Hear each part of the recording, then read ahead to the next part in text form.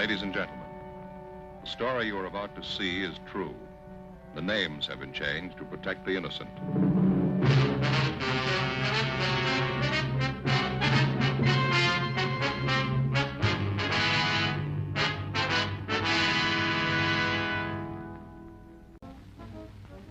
It was Thursday, March 19th. We were working the day watch out of Homicide Division. My partner's Frank Smith. The boss is Captain Lorman. My name's Friday. Somewhere in the city, there was a killer on the loose. A young woman had been...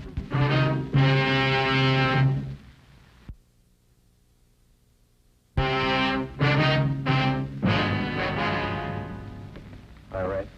Hi, Joe. Just ran a spectrograph. Find anything?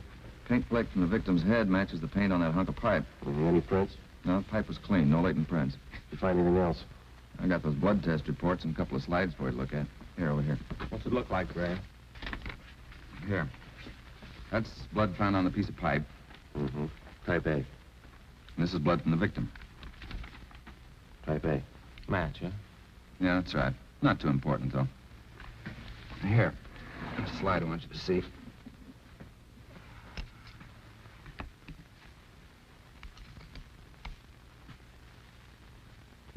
Here, Joe. You may have to focus that for yourself. Okay. You see that strand of hair on top? Yeah. Well, that's from the victim's head. And the one underneath was found on the piece of pipe. I see. She had wavy hair. Both specimens are flat. Looks like the same hair, Joe. You got anything on that piece of pipe, Pinker? Nothing. Ordinary steel pipe, 14 inches long. What else you got? Plaster impressions of those footprints are found with the body. Here they are. Crepe soles, huh? Tennis shoes. New ones, size 9. Good impression. The ground was soft. Man about 150 pounds, according to length of stride, roughly 5 feet 10 inches tall. New shoes, all right. See the tread there real good? That's right. Made by the Sport King Company. Well, that's something to follow up, huh? Sure. You could start with the tennis courts. Only about 1,000 or so in L.A. Or maybe you'd rather track down the brand. These particular tennis shoes are the biggest sellers in the country. Yeah. Where'd you like to start, Joe? Minneapolis or Pullman, Washington? What about that glove? Yeah? You might look for a missing glove. Yeah? They go well with the shoes. Just about as common. White cotton work gloves with a blue top. Here's the right glove. You find the left one. Blood on the glove? Type A. Well, it's good evidence, Ray, but where's the lead? I don't ask you to pay my parking tickets. You want to see pictures? Okay. This is the vacant lot where they found the body. Yeah. Here's a close-up of her showing the location of the murder weapon, the glove, and the footprints relative to the position of the body. Looks as bad as yesterday. Sure worked her over, didn't he? Most of these are morgue shots. You interested? No, we checked those this morning. Once is enough, Ray. That winds it, boys. You want to go over the stuff in her purse again? Find anything more? Nothing you haven't already seen. The usual. Makeup, comb, barrette. That's a hair clip. A few cheap stones in it. Loose change, quarter, nickel, few pennies. And her ID card. Thanks, Ray. Helen Mitchell, 33 Naomi Place, age 21. 21. That's not very old, is it, Ray? Not to die, no.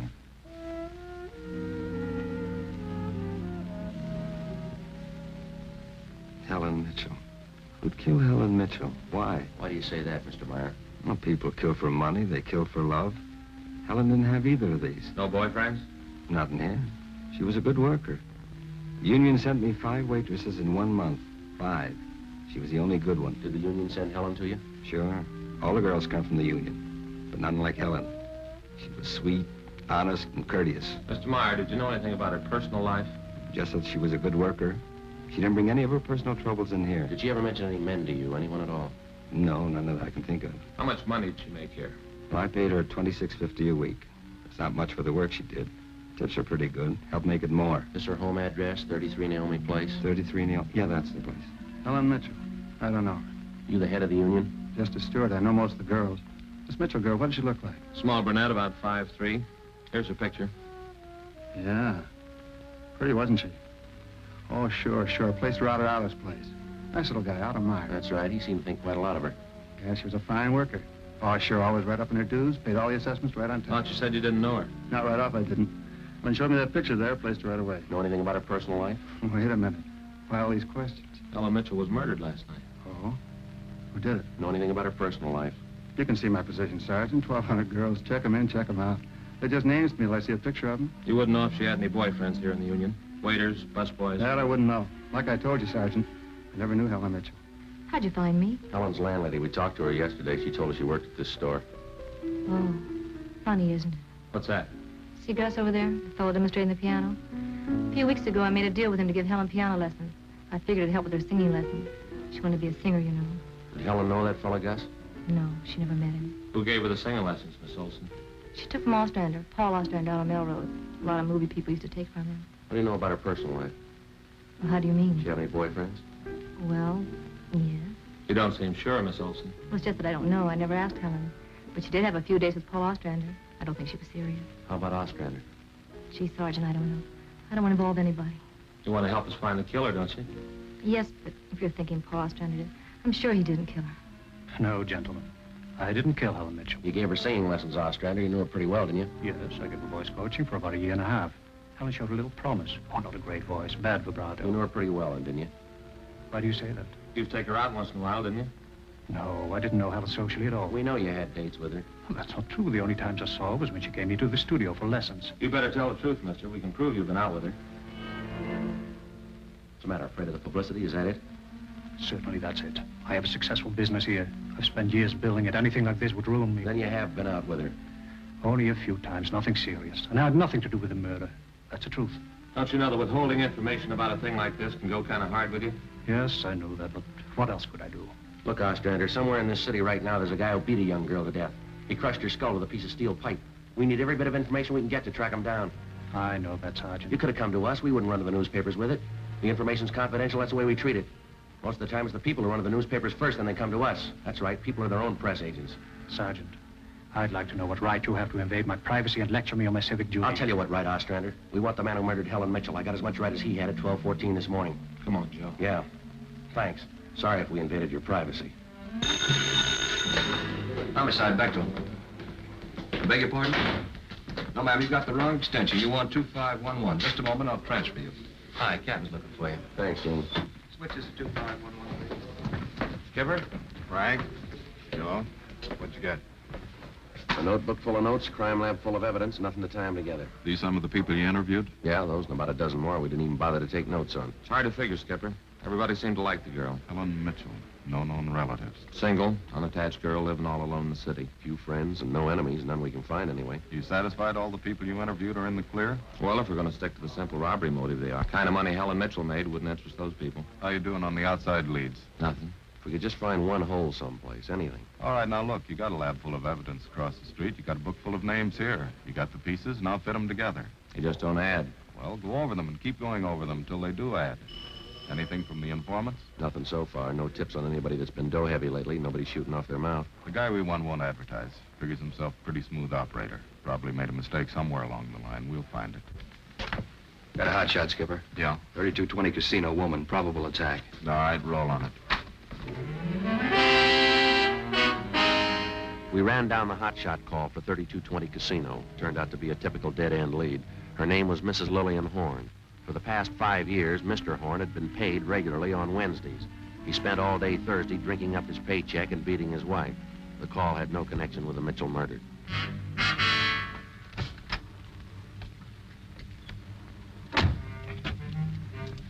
Unit 1K80 to Control 1. 1K80 to Control 1. Control 1. 1K80. Go ahead. On the probable attack, 3220 Casino, code 4, KMA 367. 1K80, roger. That was the beginning. For the next 3 days, we followed up every lead and every call, but they were all blind. All units were alerted, and they had as much information on the killer of Helen Mitchell as we did. Frank and I cruised throughout the entire Central Division. We covered every probable call that might have a connection with the murder. It didn't make any difference what the call was. If there was a possibility it might tie in with the Mitchell murder, we ran it down. We made it a 24-hour job. So far, if the killer made a mistake, we hadn't been able to find it. The Mitchell funeral was on Monday, and they were all there. The voice teacher, Ostrander, the girlfriend, Marie Olson, her boss, Otto Meyer, and the man from the union. But nobody else we hadn't checked. That was Monday afternoon. Monday night, we went back to the old routine, tracking calls during the night in the squad car, picking up small threads that led nowhere. 3 more days of the same thing. Thursday morning, 1 week after we found Helen Mitchell's body. I'll get it. Homicide, Friday. Yes, sir, that's right. Uh-huh. All right. What was that name?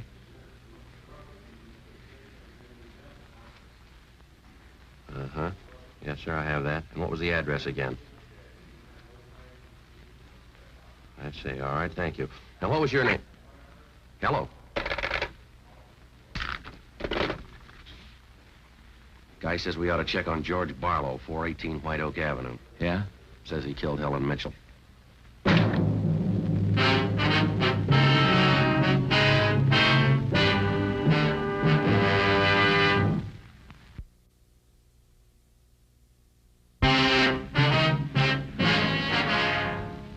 Thursday, 11:26 a.m. Frank and I drove out to check on George Barlow. He denied knowing anything about the killing of Helen Mitchell. He said that he didn't even know the girl. It was just the same as in any other case. An unsolved crime offering an opportunity to neighbors to get even with someone they dislike by accusing them of the crime in an anonymous call to the police. In the next few days, we got 10 other calls, all giving us the name of the murderer. Each of them had to be checked out. Each of them led nowhere. Saturday night, Frank and I were back in the squad car cruising the Central Division. Saturday night's a good night for robbery. By 10 p.m., we'd run down 4 various calls. I'm gonna pull over. Let's have a smoke, huh? Yeah. Right over there. 1285, Roger. Unit 4R2, 1254, 1254 Tower Road. A woman screaming, code 2. We can handle that. Unit 1K80 to Control 1. 1K80 to Control 1.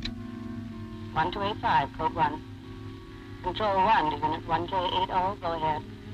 On your 1254 Tower Road call, we are in the vicinity. We will handle. 1K80, Roger. All right, let's go. Control 1 to 4R2, disregard your last call, handled by 1K80.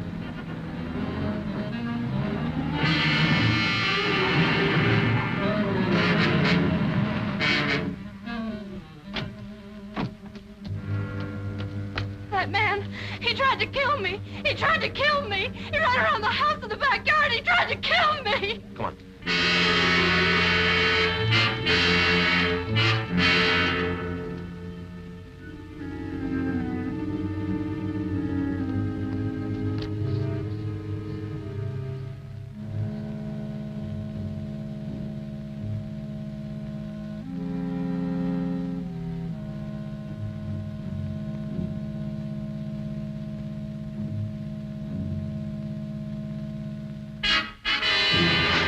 Hold it.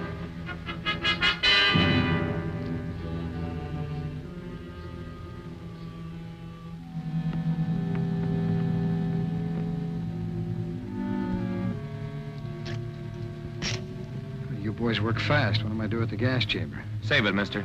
I got a right to know where you're taking me. What's the charge? We'll let the girl tell you. What girl? Oh, what this is about. I asked to use the phone. The girl slammed the door in my face. I don't know what you cops are trying to prove. I just wanted to use the phone, that's all. I even tried to scare her a little. I told her I'd hit her over the head if she didn't let me use the phone. It's a laugh, huh? I got nothing to hide. That little girl's gonna lie. You know that, don't you? Yeah, sure she will. Come on.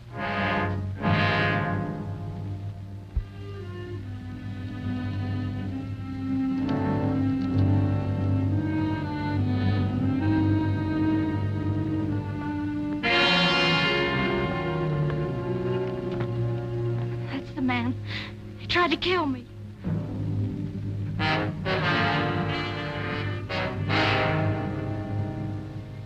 His full name's Frank Philip Larson. No previous record. This the girl's report? Yeah. Judy Scott. How old is she? 20. A real tough boy, isn't he? Forced his way into the house, beat her about the neck and arm.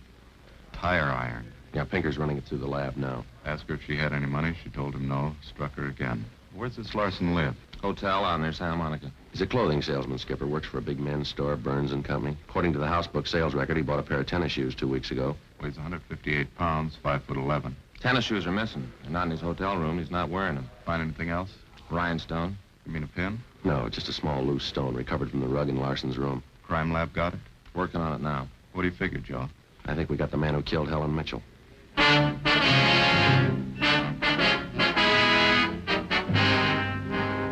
few scraps of circumstantial evidence and a hunch. Really wasn't much to go on. Larson had gone after the little Scott girl with the tire iron. Wasn't much of a tie-in, but we had to be sure. All that day, we checked Frank Larson's alibi for the night of Helen Mitchell's murder. We interviewed the personnel manager at Burns & Company where he worked. We talked to all the clerks who knew him, the manager of the hotel where he lived. We found out everything we could about Frank Larson, and that night at 10 o'clock, we had the prisoner brought to the interrogation room. How are you, Larson? Fine. I like jail. Sit down. Lousy weather. It's been foggy all over town. I wouldn't know. I've been inside all day. How old are you, Larson? 31, same as the last time you asked Where'd you me. go to school? I didn't. I was born smart. You sell clothes, don't you? Now, look, we know you work for Burns & Company. Remember, you told us. Now, what is all this? What are you guys trying to build? Just want to know if you like selling clothes, that's all. Well, you coppers know about clothes. One blue serge a year is your speed. You know quite a bit about clothes, don't you? I've been selling them for 5 years. Can you tell me something I've been wondering about? What's that? Are your socks and tie always supposed to match? Yeah, that's what the style books say. But you always know the right things to wear, don't you? You wouldn't wear black shoes with a brown suit, would you? Is that what you're keeping me here for, a style lesson? Would you wear black shoes with a brown suit? Well, most people wouldn't. I bet you wouldn't wear brown shoes with a tuxedo either, would you? Nobody would. That's a gray flannel you got on there, isn't it? Yeah. That's a good-looking suit. I'll drop around. I'll get you a good deal. Suit like that flannel you're wearing there, you'd never wear tennis shoes with an outfit like that, would you? What do you think? I think you did. I think you wore them the night you killed Helen Mitchell. Who? Maybe you didn't have the gray suit on, but you were wearing tennis shoes. Sport King, size 9, sell for $5.95. You picked them up at a discount, cost you $3 1/4. Where'd you get that? Out of the house book, Burns & Company. You wouldn't have those shoes around now, would you? We couldn't find them in your hotel room. Your boss, Mr. Craig, used to think a lot of you, Larson, before you started drinking on the job. Your commissions used to run pretty high until the last couple of months. What happened? That cheap booze get to you? You two really nosed around, didn't you? When are you going to tell me what I eat for breakfast? Cornflakes, cup of coffee, a donut, sometimes 2 donuts when you're hungry. Elsie waits on you at the Royal Cafe. She gets a dime tip. Now, how about it, Larson? Where are the tennis shoes? They wore out. In 3 weeks? Can't be very good tennis shoes. No, they didn't wear out. What'd you do with them? You know all the answers. You figure it. We know you bought the tennis shoes. We don't know where they are now.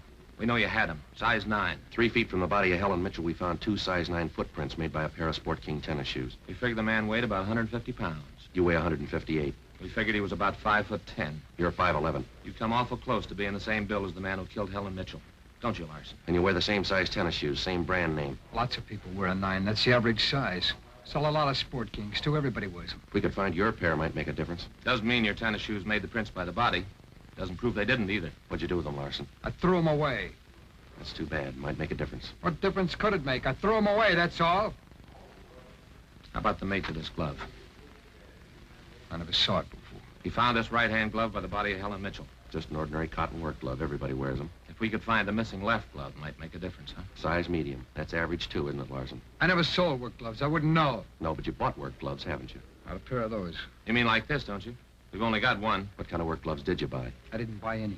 You just said you did. I never said I bought any work gloves. You bought tennis shoes, though, didn't you? Sport Kings. Size 9.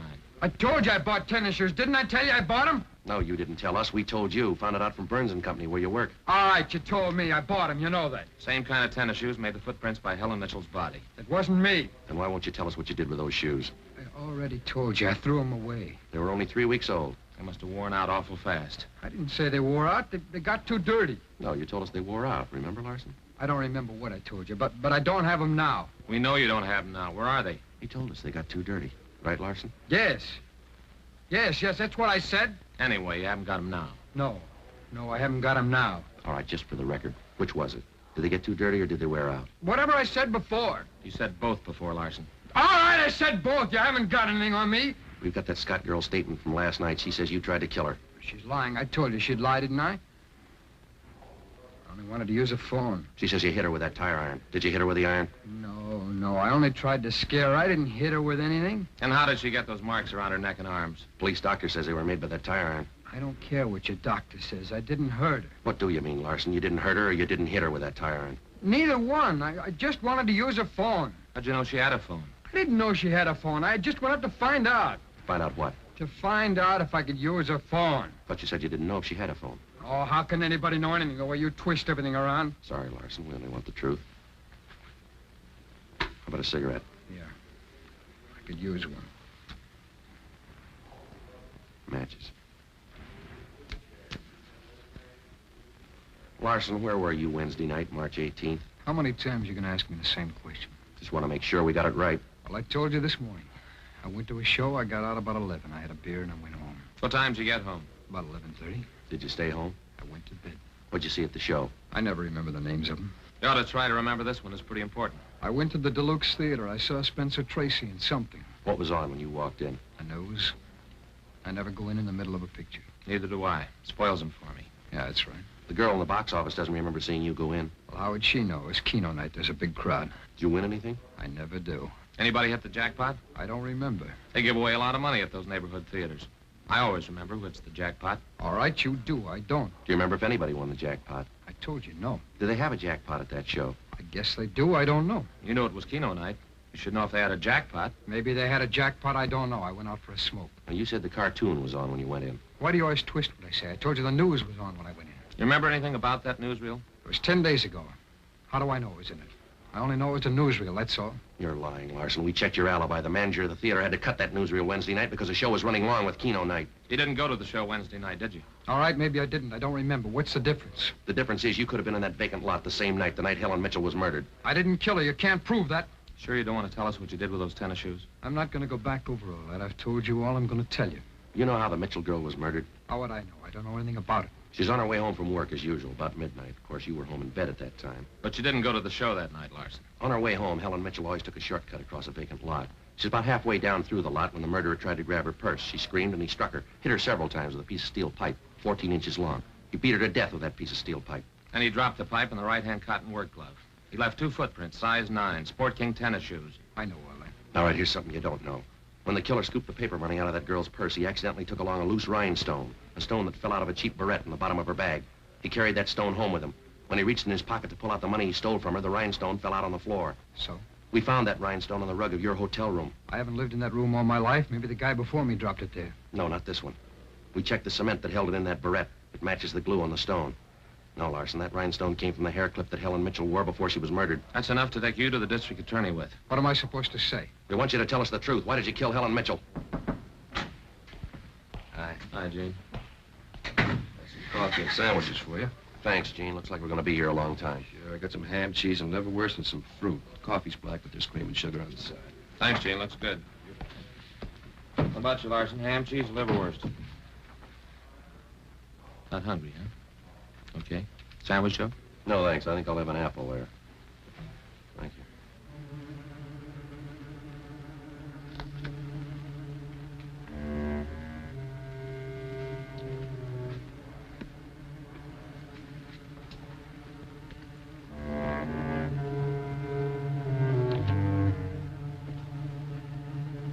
Come on, Larson, eat something. Good apple. Nice and crisp. Sure good coffee.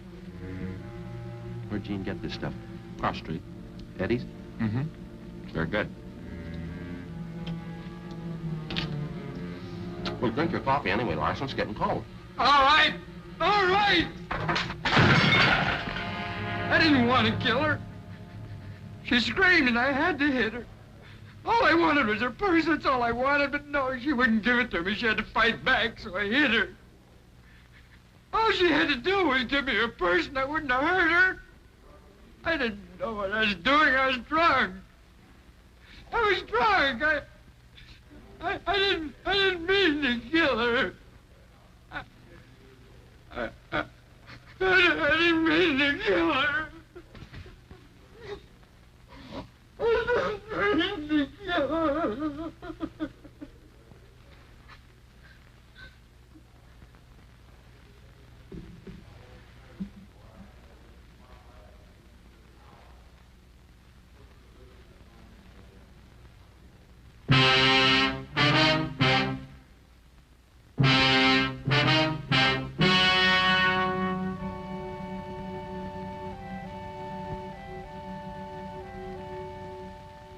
On August 18th, trial was held in Department 86, Superior Court of the State of California, in and for the County of Los Angeles.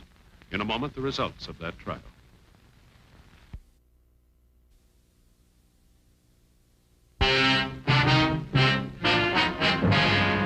The suspect was tried and convicted of murder in the first degree.